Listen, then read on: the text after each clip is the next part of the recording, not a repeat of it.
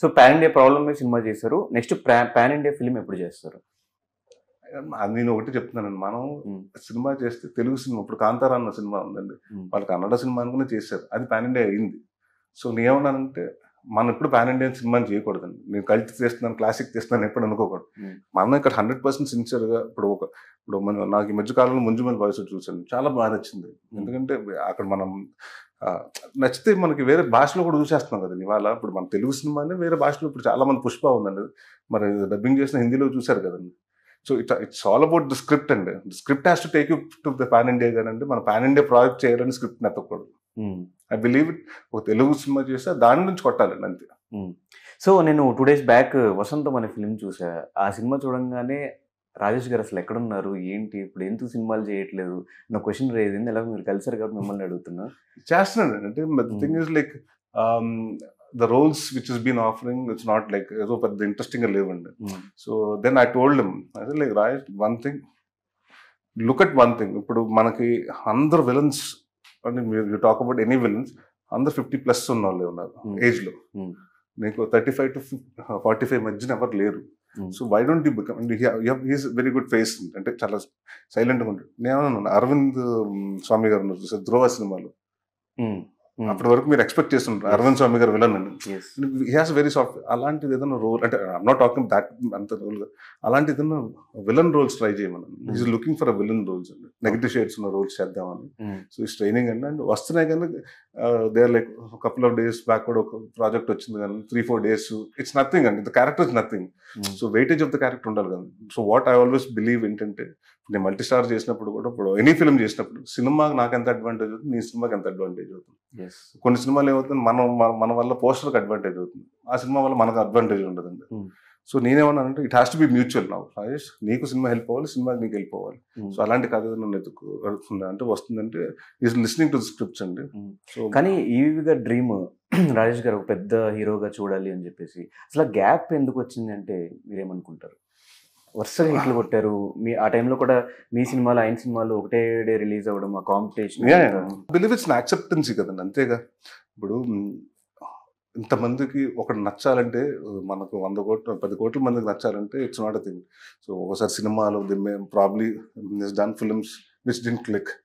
So are probably people are expecting much more from him. So I don't know where it went wrong, but actually after dad thing he slow down అండి. ఎందుకు నాన్నగారు అయిన తర్వాత he was more affected అండి.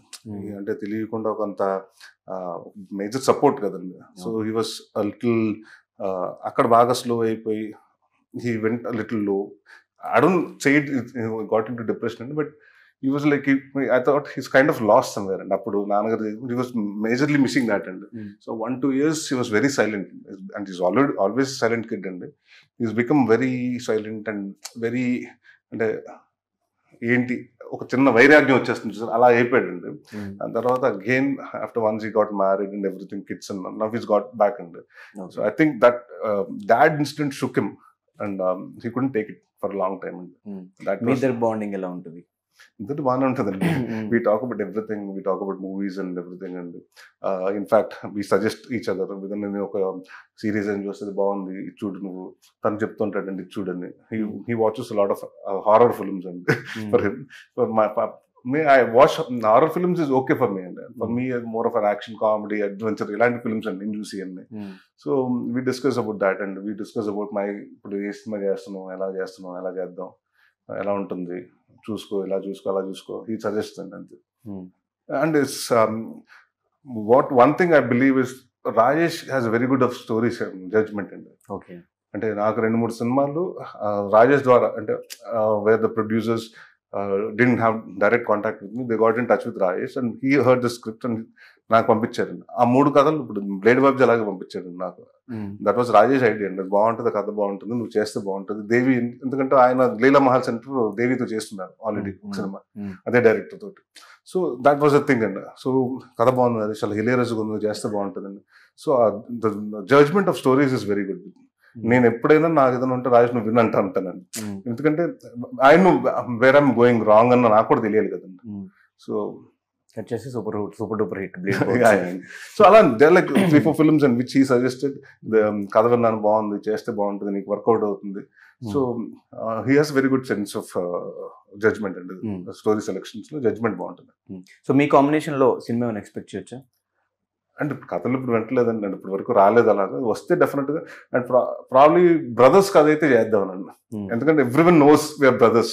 ఇప్పుడు ఇద్దరు నేను hero అయిపోయి తను విలన్ అయ్యి చేసినా కూడా అన్న తమ్ముళ్ళు కొట్టుకున్నారా ఊరికే తెలిసిపోతుంది, మైండ్ లో వచ్చేస్తుంది somewhere back of the mind. ఎందుకంటే నువ్వంటే నాకు ఇష్టం. సినిమా చేసినప్పుడు కూడా when my dad wrote the script, it was like completely two strangers falling in the same love with the same woman అండి. బట్ అక్కడ ఏమైపోయిందంటే ఆ స్ట్రేంజర్స్ ఇద్దరు చేశారు, నేను రాజేష్ చేసినప్పుడు ఆడియన్స్ కి ఏంటి బ్రదర్సే కదా వీళ్ళిద్దరు, ఒక అమ్మాయిని ప్రేమిష్టం ఏంటి. So it was more of that అయిపోయిందండి.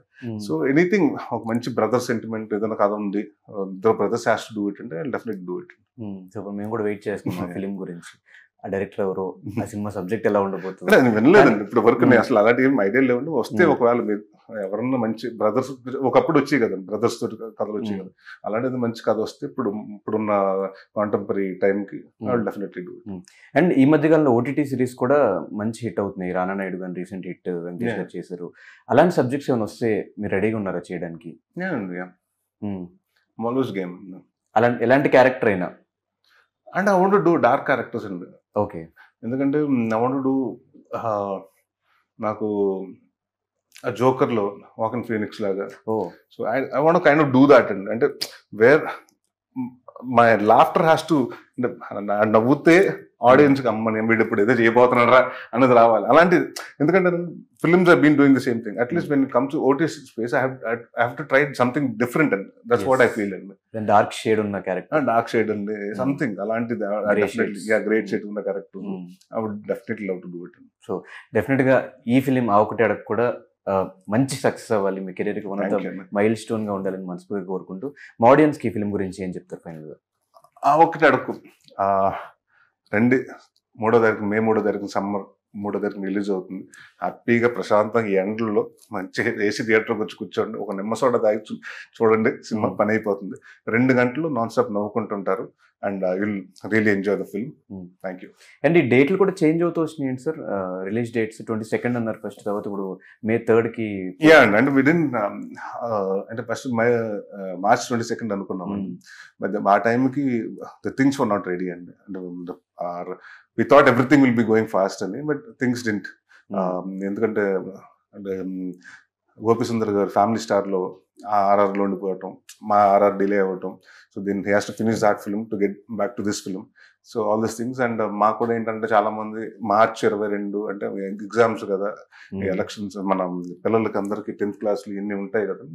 మా డిస్ట్రిబ్యూటర్స్ అందరూ కూడా ఏప్రిల్లో మే వస్తే సమ్మర్ వస్తే బెటర్ కదండి, సమ్మర్ క్లీన్ ఫిల్మ్ ఆడియన్స్ అంటే ఫ్యామిలీ తోటి వస్తారు కాబట్టి అని డిస్ట్రిబ్యూటర్స్ కూడా చెప్పడం జరిగిందండి. So then we thought okay we shifted the date. అంటే ఎలక్షన్స్ కూడా ఉన్నాయి కాబట్టి ఓటు గురించి మీరు ఏం చెప్తారు ఆడియన్స్ కి? ఎవరన్నా ఓటుకి డబ్బులు ఇస్తే ఎవరికి ఓటేస్తూ ఉంటే ఆ ఒకటి అడక్కనండి.